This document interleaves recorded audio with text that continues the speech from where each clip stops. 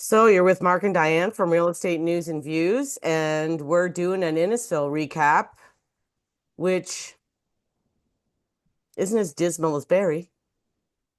Yeah, well, I just think the whole sentiment in general market in Ontario, at least central Ontario and GTA markets, are really experiencing a slowdown for the last couple of months, and it just keeps getting worse and worse as we progress through. We're seeing a ton of inventory coming available on the market, and we're seeing dismal sales to follow through. So, um, I don't know. Right, we're in the spring market now, and it feels like it's Christmas time.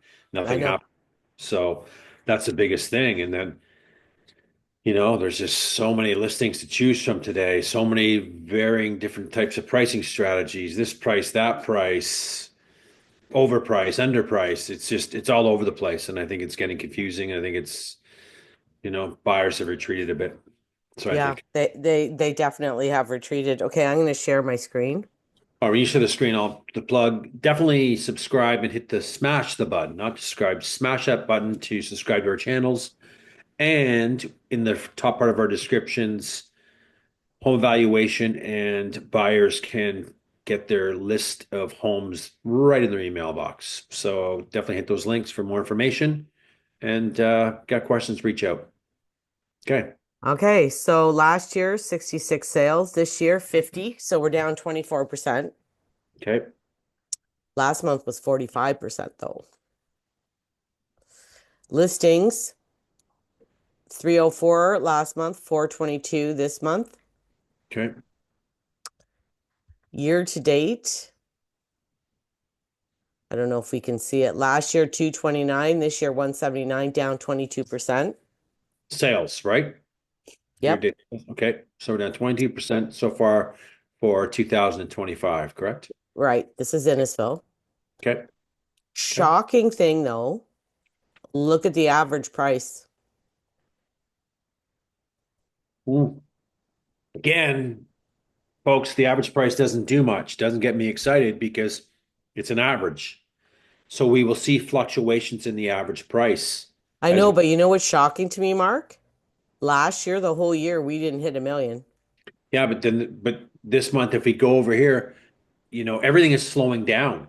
So when things are slowing down in different all ranges, and all of a sudden you sell a couple homes over a million, it drives that price up. Yeah. So I'm not surprised at that number, to be honest. So I don't want people to think, oh my God, the Innisfil market's on fire. Did you hear the average price is $1,023,533? Eh, no, it's not. It's not doing that much. Well, the problem is the sales are still way down. Sales are still way down, and then you know what? As we go through the ranges in here, I'm sure the higher ranges have slowed down too, because that's a bulk of the inventory in that community is over. Well, this is what this thing should show us now, okay? It should show us that more have sold in the higher price range. That's why the average went up. It should, but not more than other ones. Well, not bad. So let's start there because we're there already. So let's start at the bottom. Over 1,000,008 have sold. When we look at how small the sales are in that community for the month, you know what? That's 15% of it. Yeah, but last year was 21. Oh, for sure. And that's we're down 62%. So that's the biggest drop. Put this over in the column again when I do it. I always like to leave them on the screen. So bear with me when I get my calculations on. So 16.8% of the inventory is selling in that range, and then 83% is not. So 16 is percent selling, 83% is not selling. I think it just gives the viewer a bit more as we go, we're going to be talking there for a while. So not much is selling. And this isn't uncommon month over month in these higher ranges. We've seen them. Hold on, my little thing went here when I tried to do that. So what was the percentage or how many? Uh, You said 16%, 16% is selling, Diane, and 83% of the inventory in that million and over range is not selling. Can you make it okay, bigger? got it. Okay. All right. So inventory is still consistently growing throughout all ranges. Yes. We're seeing that and we're experiencing that. So the buyers have a lot of choice to choose from today, right? Well, in Innisfil, we're still like none of the other price categories are even close to No. the over a million. And that's the makeup of the community though, right? That's like that's Yeah, normal. where people remember in Barrie, our largest inventory was between 8 and 9. I think it was 7 to 8, I believe. But whatever. It was 8 to 9, Was 8 to 9? Okay.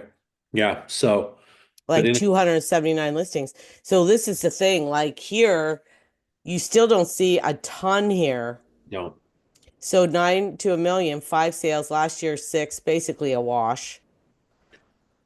yeah, exactly. And I'll just do the number again. It's almost easy to do. 58 actives. Oh, give me 1 second. Yes. So 34% is selling. Which means 65, 66. 65, we'll round it up anyway. 65% isn't selling. More activity in that range, but still it's normal to see in these higher ranges as they get less, we start seeing more, more sell through with it, but the numbers are still dismal, right? Yeah. So 8 to 9, 46 listings, 10 sales last year, 12, or sorry, 12 last year, 10 this year. So 17% drop there. Yeah. Over last April, year over year. Yeah. Yeah. So 21%, put 22% is selling and 78% is not selling in that range. Right? And the numbers tell the story. And I hate being Mr. Negative, but I don't think I'm being negative. I think I'm being very upfront on what's going on in the marketplace. And I get it. Some people don't want to hear it. Probably the sellers with the properties that are prices sitting in the market for 90 days don't want to hear me yapping about it, but it's the reality. Like the market's not good. I think there's a lot of uncertainty still in the environment that we're in right now.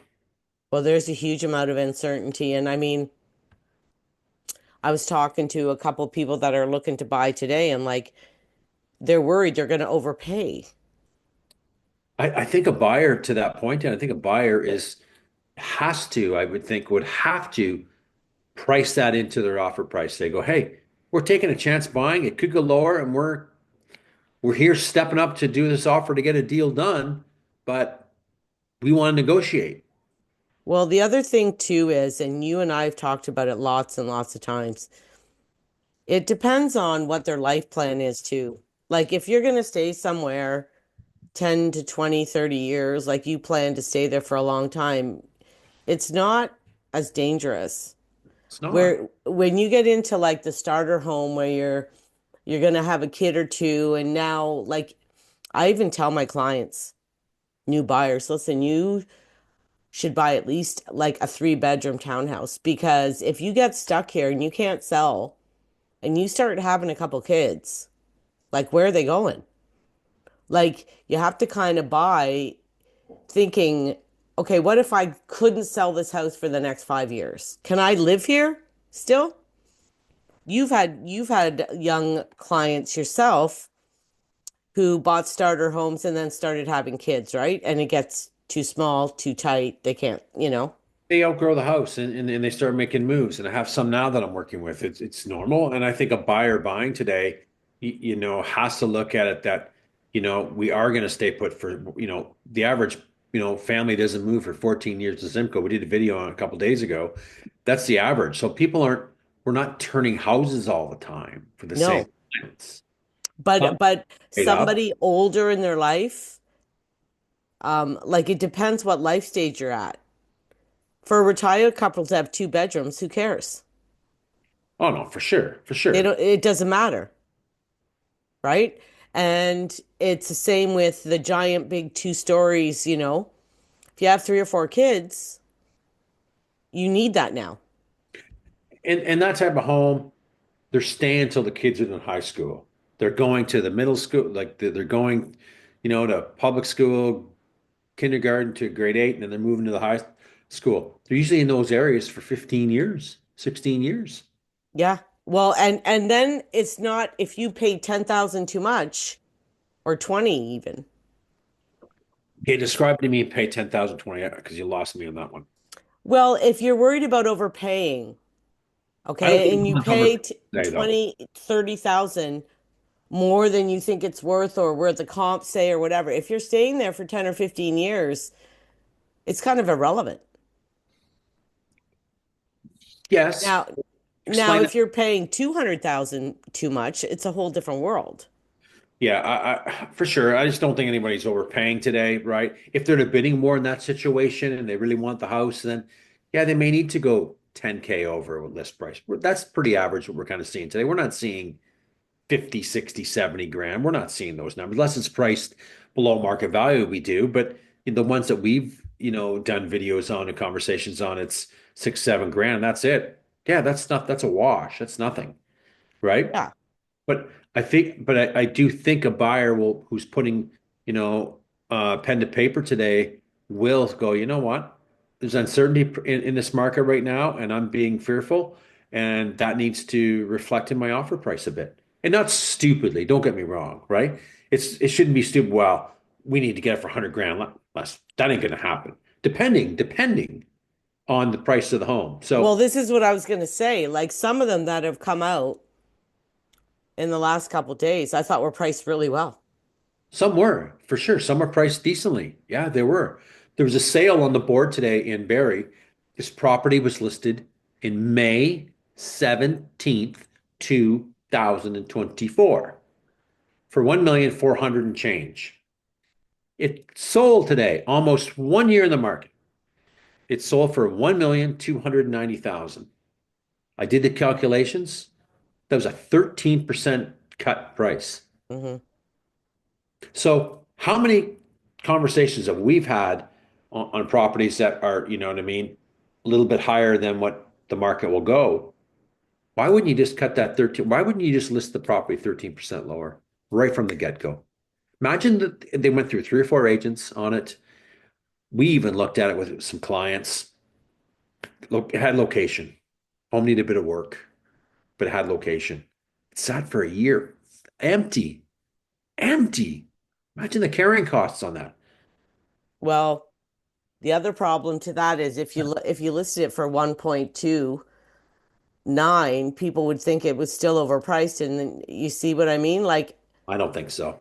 a How lot of people think everything's overpriced right now, Mark, and not everything is. they do, but if I was sitting with my clients showing them and they walk in, Mark, how's the price? And I go home and whip up my computer and going, you know what? It's good. Here's why it's good. Yeah. It's priced for the market. So I don't want people to think by listing at 1.4 and change and waiting a year is okay, unless you want to. But I know I wouldn't want my clients to do that. They never got the money. They never got any offers. They might have, I don't know if they got offers, but all that work in the home sitting vacant, costing them money, taxes, upkeep, people managing the property. That's And a, the stress I'm sorry, what? and the stress. In the stress. So there's a lot of homes out there that could do with a 10 to 13% haircut, and they would probably sell. Yeah. Not all, but some. No. That was a great story. Okay. 7 to 8. We have 41 actives. We have 10 sales this year, seven last year. We're actually up in that category. And there's not a lot of product there, eh? In that category, in that community, in a sense. Not really. So 24% are selling, and then 75% isn't. 76%, whatever. I wonder what it's going to take, Diane, for the buyers to come back. I don't know. Like, I wonder too. Pricing, is it interest rates? Is it sentiment? Economy changes. There's I think so it's many consumer people. confidence. Like, I'm telling you, every buyer and everybody I'm talking to, like, they think it's going to keep going down, and they're worried that they're buying now and they're overpaying. we watched that video. You sent me that video from CP24 about the real estate market being crap in April. And they talked about, if the market was going to go down and what kind of forecast and the guy from Toronto Real Estate Board said, well, it's really hard to tell. And the interviewer said the best thing ever. I thought, at least we have an interviewer that knows what he's talking about. He said, it seems to me like people are trying to time the bottom. And he No, said, and we all know that nobody can time the bottom perfectly because nobody has a crystal ball. But he says it seems that that's what's happening. Everybody's sitting back and waiting for that bottom to come. They're afraid to overpay because they saw all these people do it a few years ago. And so now it's all like this waiting game. When we start seeing people dip their toes, when we start seeing it go, I think there's going to be a rush because everybody's going to think, holy shit, it hit bottom.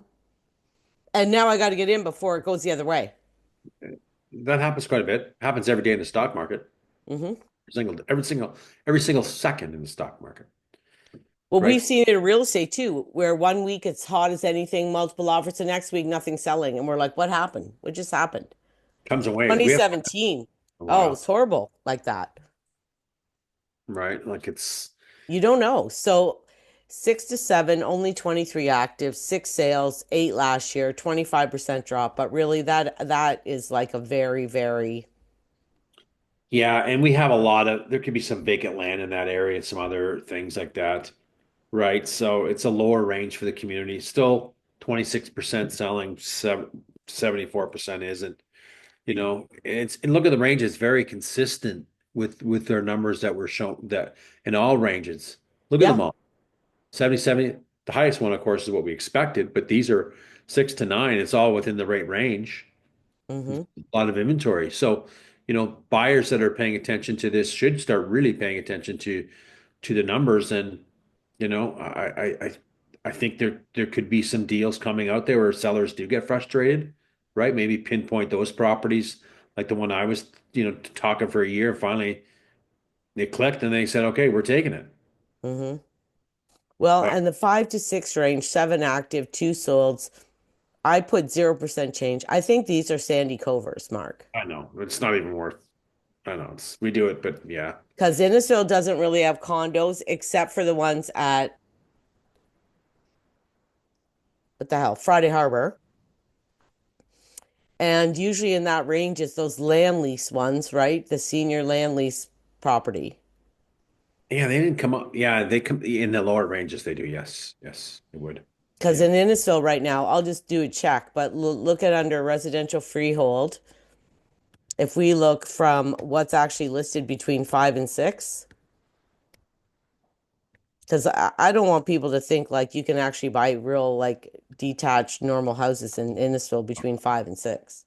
No, there's not 8,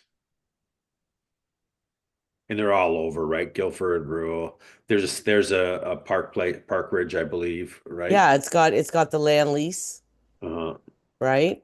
yeah, This is vacant land. yeah, Here we have one in Guilford, which is probably, yeah. A tear down by looking at it almost. yes, right? Yeah.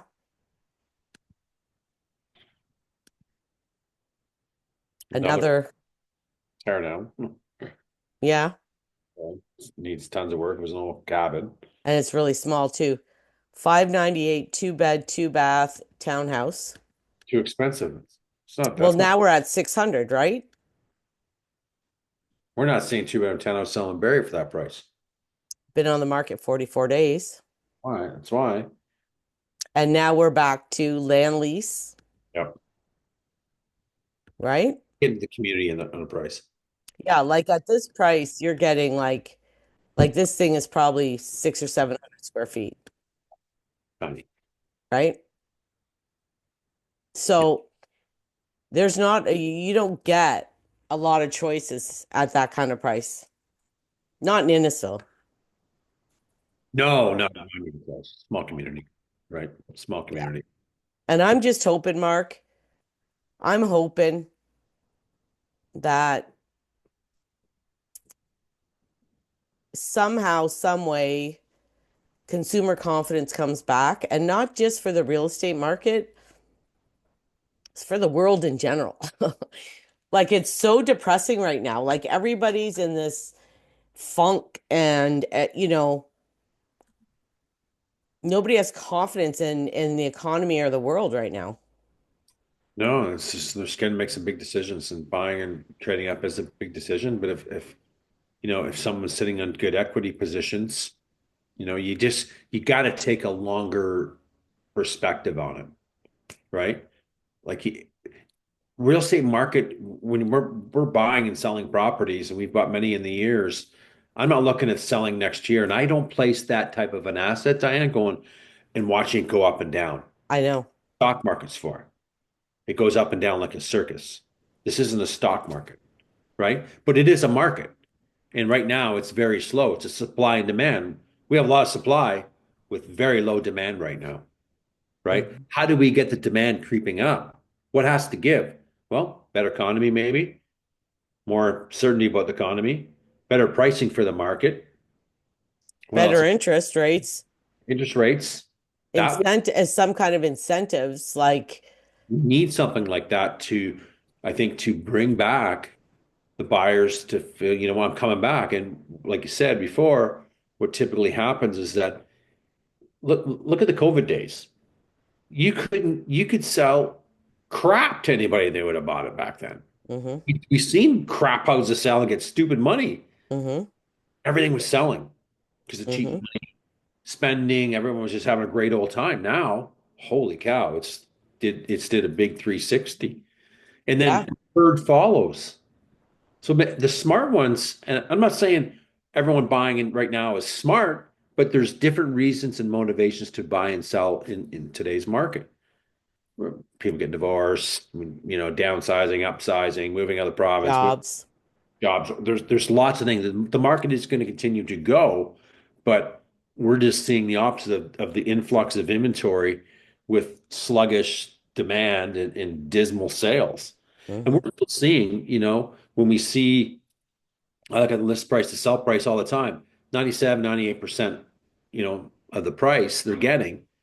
Some have taken maybe, example, that one a year to get, but when they price it that way, they still on paper it looked good. But when mm-hmm. we peel back that onion, then we see how long that they've tried on the market. That doesn't work today. That strategy doesn't work. The let's try this number, everyone has the data, everybody has the right tools to communicate to a home seller today and going, here's where your property fits in and here's why, Mm-hmm. right? Is being that transparency piece for people to see that. But But if any, I priced that one I showed you, that one in Innisfil, and I have comps, right? And I've had people say, "Oh, your price too high." Well, I just like I have the actual sales, and like we're like right on the button. We're not too high. if you have it for 2 or 3 weeks, then you take it down 2 points. We've only had it one. There you go. And the first weekend, six showings. Right. So it's going to take longer. The seller needs to understand that now. It's going to slow. Showings are not going to be rushing through the door. They're going to be very sporadic, Mm-hmm. right? If you get 2 showings a week, I think you're doing good. Three is a bonus, Mm-hmm. right? And then that's going to be normal. So stuff that we used to see selling back maybe 6, 7 weeks ago was priced, for the market. It's usually gone 7 to 14 days. I Mm-hmm. think now that's 21 to 28 days now. Mm-hmm. Fewer buyers have just retracted from this market. Mark, you want to see something funny? Sure.